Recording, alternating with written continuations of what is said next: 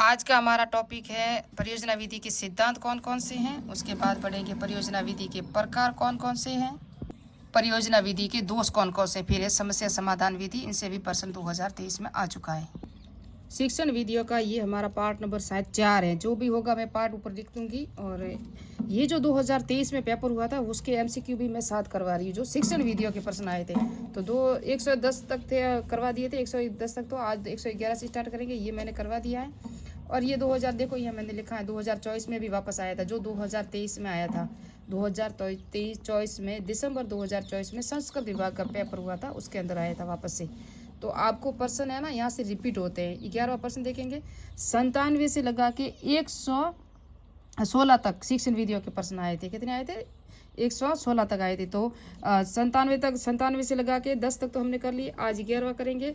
ये एमसीक्यू करने के बाद मैं आपको ये परियोजना विधि पूरी कराऊंगी। छोटे छोटे पार्ट में शिक्षण विधियों के सारे पार्ट दूंगी, क्योंकि वीडियो एडिट नहीं हो रहा है और फोन गर्म ज़्यादा हो जाता है, बंद हो जाता है, तो सारे 2-3 बार मेहनत करनी पड़ती है मुझे। निम्नलिखित में से कौन सी शिक्षक द्वारा कक्षा में वास्तविक कार्य की योजना है? तो ये पाठ योजना वेरी इंपॉर्टेंट है। पाठ योजना हर्बर्ट स्पेंसर कई हमेशा रिपीट होते हैं प्रश्न। हर्बर्ट स्पेंसर नहीं, हर्बर्ट का जो है ना सिद्धांत वो याद रखना आप। हर्बर्ट ये उपागम जिसके अंदर उन्होंने 5 चरण बताए थे ना। मॉरिसंस द्वारा दिए गए इकाई उपागम में निम्नलिखित में से कौन सा चरण पद सम्मिलित नहीं है मॉरिसंस का? और ये कौन सा नहीं है? विशिष्टीकरण। मॉरिसंस ने जो दिया था किस पर दिया था? बौद्ध स्तर पर दिया था। प्रोफेसर एच.सी. मॉरिसन ने अपने शिक्षण प्रतिमान में बौद्ध के स्तर पर 5 चरणों को वर्णित किया, जिसके अंतर्गत अन्वेषण, प्रस्तुति, आत्मसातकरण और व्यवस्था और अनुवाचन है। क्या है? व्यवस्था और अनुवाचन है। 113वां प्रश्न जो है वो देखेंगे अभी हम। 113वां प्रश्न है, व्याख्या करते इसलिए करवा रही हूँ कि आपको वापस रिपीट हो जाए तो प्रश्न याद रह जाएगा। संरचनात्मक मूल्यांकन कब किया जाता है? संरचनात्मक मूल्यांकन कब किया जाता है? तो ये किया जाता है शिक्षण अधिगम प्रक्रिया के दौरान, जब आप पढ़ा रहे हो, पढ़ाने के बाद नहीं या पढ़ाने से पूर्व नहीं, पढ़ा रहे हो, कार्य चल रहा है उस समय में। इसका व्याख्यात्मक हल भी देखेंगे। शिक्षण प्रक्रिया में शिक्षण की पाठ्य वस्तु को हमेशा इकाई में बांटकर शिक्षण किया जाता है। प्रत्येक इकाई को 2 या 3 इकाइयों के समूह को छात्रों में पढ़ाने के बाद अंत में परीक्षण किया जाता है। इससे ही इकाई परीक्षण या संरचनात्मक परीक्षण कहता है। जो इकाई परीक्षण होता है जो भागों में विभाजित किया जाता है, वर्गों में। जिस तरह से अगर आपको कोई भी सभ्यता पढ़ानी है ना, तो इस तरह से डायरेक्ट थोड़ी ना पढ़ाई दी जाएगी। उसके अंदर क्या किया जाएगा बताएं? सभ्यता की खोज किसने की, सभ्यता के जो उत्खननकर्ता कौन थे, किस नदी के किनारे हैं, फिर इस पर कौन कौन से प्रकार की जो वस्तुएं मिली हैं, किस किसने उस पर अन्वेषण किया है, कौन सी नदी के किनारे थी। इस तरह से पूरा डिटेल से वर्णन की क्या क्या वस्तुएं वहाँ मिली थी, कौन सी विधि थी, कितने साल पुरानी थी। तो सारे एक एक कार्य में बांट कर उसको किया जाता है। जिस तरह हम कोई भी पढ़ते हैं ना, तो उसका पहले अर्थ पढ़ते हैं, फिर परिभाषा पढ़ते हैं, फिर उसकी व्याख्या पढ़ते हैं, फिर उसके प्रकार पढ़ते हैं, फिर उसके प्रकृति पढ़ते हैं, फिर उसका क्षेत्र भी पढ़ते हैं, उसके बाद उसकी विशेषताएं और गुण भी पढ़ते हैं। उस तरह से क्या हुआ, ये इकाइयों में बट गया। क्या बट गया? इकाइयों में। शिक्षण प्रक्रिया को इकाइयों में बांटकर पढ़ना ही संरचनात्मक मूल्यांकन कहलाता है। क्या है? संरचनात्मक मूल्यांकन कहलाता है। इकाई परीक्षण या संरचनात्मक मूल्यांकन कहते हैं। लिखो, इकाइयों में समूह को छात्रों को पढ़ाने के बाद अंत में जो परीक्षण किया जाता है उसे कहते हैं। निम्न में से कौन से अच्छे परीक्षण की विशेषता नहीं है? आजकल नहीं, कोई हमेशा याद रखना एग्जाम में आता है प्रश्न ऐसा। नहीं है, विशेषता है नहीं है। तो विश्वसनीयता है, वैधता है, विभेदीकरण है, लेकिन विषय निष्ठता नहीं है या व्यक्ति निष्ठता नहीं है। और इस प्रश्न की परिभाषा भी चेंज नहीं हुई और ये चॉइस में हूबहू आया, वापस संस्कृत विभाग में आया। परीक्षण की विशेषता: निष्पक्षता, विश्वसनीयता, वैधता, व्यापकता, प्रयोजन, नैदानिक, स्पष्टता और विभेदीकरण, ये सारी इसकी विशेषताएं हैं। इनमें से कौन सी निबंधात्मक प्रकार के परीक्षण की सीमा नहीं है? अंकन में कौन सी जो है ना, ये क्या? अंकन में व्यक्तिनिष्ठता, निर्माण में आसानी, अभिव्यक्ति का आंकलन, विचार एवं कल्पना का मूल्यांकन। तो अंकन में व्यक्तिनिष्ठता नहीं होती है, वस्तुनिष्ठता हो सकती है, विश्वसनीयता हो सकती है, लेकिन व्यक्ति क्या एक व्यक्ति का थोड़ी ना हो रहा है परीक्षण। जो भी हो रहा है पूरे समूह का होगा। परीक्षा में जितने स्टूडेंट है क्लास में उन सबका होगा ना, इस तरह से होता है।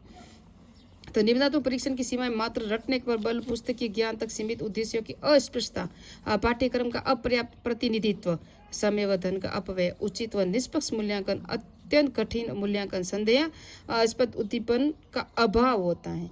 जब आप निबंधात्मक परीक्षण प्रश्न आते हैं ना, बड़े बड़े लेवल के, जो 5-6 पेज में पढ़ने पड़ते हैं, बीए में देते हैं, जब फर्स्ट ईयर सेकंड ईयर में हम एग्जाम देते हैं। ये लास्ट प्रश्न है, इसको करेंगे। तो उसके अंदर क्या, हम आदि तो अपनी खुद की स्टोरी भी लिख देते हैं, कुछ बच्चे पैसे भी डाल के चले आते हैं। इसके अंदर आपका आलोचनात्मक चिंतन विकसित होता है, जिससे आपकी मानसिक शक्ति विकसित होती है। बड़े बड़े जब प्रश्न करते हैं, आप किसी का उदाहरण दे रही हो, कोई किसी का दे रहा है, स्पष्ट नहीं होता। जिस तरह हम अब सदम पढ़ते हैं ना, जैसे कि हमने देखा सिंधु घाटी सभ्यता या कालीबंगा की खोज किसने की थी, अमलानंद घोष ने की थी, ये स्पष्ट आंसर हो गया। जबकि हम वहाँ अगर देखा होगा कि कालीबंगा से कौन कौन सी वस्तुएं मिली हैं, क्या है उसकी विशेषता व्याख्या, तो हम कुछ अपने हिसाब से लिख देंगे, कुछ बुक के हिसाब से, कुछ मिला जुला के लिखा न जाता हो निबंधात्मक में। तो इसके बाद हम देखेंगे सामाजिक विज्ञान में निम्नलिखित, प्रश्न दिख रहा है आपको, सामाजिक विज्ञान में निम्नलिखित में से कौन से प्रकार के परीक्षण में छात्रों को आलोचनात्मक और स्वतंत्र चिंतन मूल्यांकन का ज्यादा अवसर मिलता है। तो निम्नात्मक लिखेंगे, तभी हम आलोचनात्मक चिंतन भी कर सकते हैं, स्वतंत्र चिंतन भी कर सकते हैं।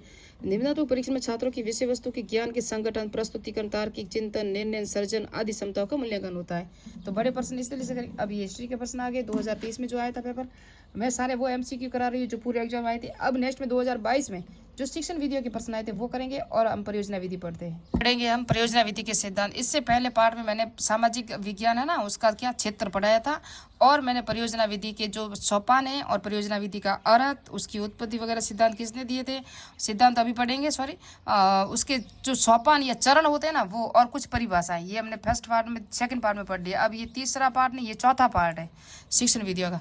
तो उद्देश्य पूर्णता का सिद्धांत, वास्तविकता का सिद्धांत, उपयोगिता का सिद्धांत, क्रियाशीलता यानी करके सीखना। उपयोगिता हम कुछ लेते हैं ना, SCPW कैंप होता है उससे, वास्तविकता देख के करना, उद्देश्यपूर्ण, इसमें एक निश्चित उद्देश्य होता है परियोजना विधि के सिद्धांत में।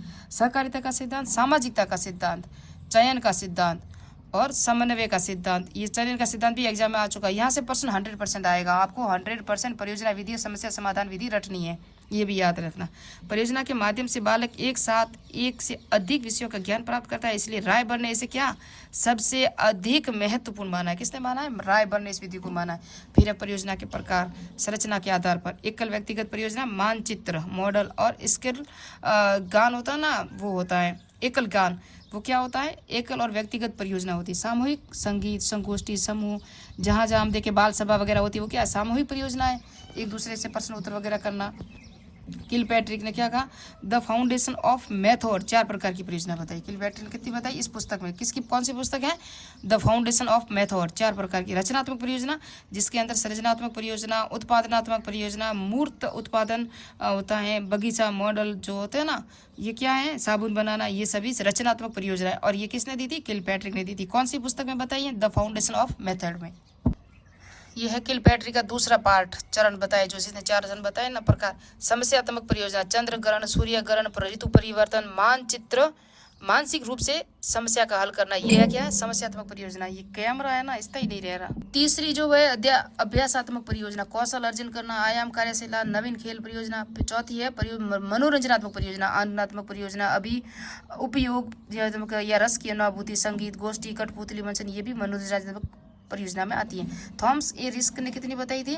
बुक कौन सी? Principle and practice of teaching in secondary school, इनकी पुस्तक है। किसकी? थॉमस ए एंड रिस्क के अनुसार 3 प्रकार की परियोजना बताई। उत्पादनात्मक परियोजना, उत्पादनात्मक, विशिष्ट सीखने की परियोजना, कहानी लिखना और बौद्धिक परियोजना, ये 3 प्रकार की इन्होंने बनाई थी। कॉलेक्स ने कितने प्रकार की परियोजना बताई है? कॉलेक्स ने बताई है 4 प्रकार की। खेल परियोजना, श्रवण परियोजना और भ्रमण परियोजना है शायद ये, और कहानी परियोजना और नैतिक परियोजना, ये कॉलिंग ने बताई। परियोजना विधि के गुण, यह विधि सीखने में 3 नियमों पर आधारित एकमात्र विधि। थॉर्नडाइक के नियम 3 होते ना, अभ्यास का नियम जो गौण नियम थे 3, और 3 तो थे जो अनिवार्य, और 5 गौण नियम थे, ये भी याद रखना है ना। कुल मिला के उन्होंने 8 नियम दिए थे, 3 अलग दिए थे। तो थॉर्नडाइक की जो 3 नियम है ना, उस पर आधारित है ये विधि, परियोजना विधि। इस विधि में करके सीखना, सीखने से, जीवन से सीखना, यह सीखने में मुख्य संवैधानिक आधार माने। यह एक लोकतांत्रिक विधि है, एक मनोवैज्ञानिक विधि, ये भी याद रखना। बालक की क्रियाशील होने के कारण प्राप्त ज्ञान स्थायी तथा दैनिक जीवन से सीखने के कारण व्यवहारित होता है। इस विधि में सामूहिक गतिविधि पर बल दिया जाता है, अतः बालक की सामाजिकता, नैतिकता, सहकारिता आदि गुणों का विकास होता है। इस विधि में बालक सामाजिक वातावरण में व्यक्तिगत रूप से सीखता है। ये थी परियोजना विधि के कुछ दोष भी देख ले, उसके बाद समस्या समाधान विधि है। यह एक कम खर्चीली विधि है। शिक्षक की भूमिका सक्रिय और मार्गदर्शक की होती है। क्या होता है? मार्गदर्शक होता है, या सुगमकर्ता भी कहते हैं इसे। पाठ्यक्रम के सभी प्रकरण इस विधि पर आधारित नहीं होते। इस विधि के द्वारा अध्यापन करवाने में समय अधिक लगता है, टाइम ज़्यादा लगता है। अगर आप घूमने जाओगे, किसी का विजिट करने जाओगे तो टाइम तो लगेगा। अब समस्या समाधान विधि है ना, समस्या समाधान विधि, वो पढ़ेंगे नेक्स्ट पार्ट में। ये पेपर था 2022 में आया था। इसके अंदर जो शिक्षण विधियाँ के MCQ वो बता दूं मैं, और वो करेंगे नेक्स्ट पार्ट में, क्योंकि वीडियो बड़ा हो रहा है और अंधेरा हो चुका है। ये प्रश्न 31 से लगा के हैं, यहाँ से देखें कि ये सारे प्रश्न आए थे जो किसके थे, शिक्षण विधियों के। एडगर डेल है ना, वेरी इंपॉर्टेंट है, इसको भी अच्छी तरह याद रखें। यहाँ एक भी प्रश्न नहीं ऐसा जो नहीं आया। देखो परियोजना विधि का इसमें भी आया हुआ है, और सर्वेदर्शी सामग्री है, NCF का भी आता है। NCF वेरी इंपॉर्टेंट है। मिलते हैं नेक्स्ट बार में, नेक्स्ट वीडियो में इस MCQ के साथ, और नेक्स्ट टॉपिक होगा हमारा समस्या समाधान विधि। जय हिंद, जय भारत।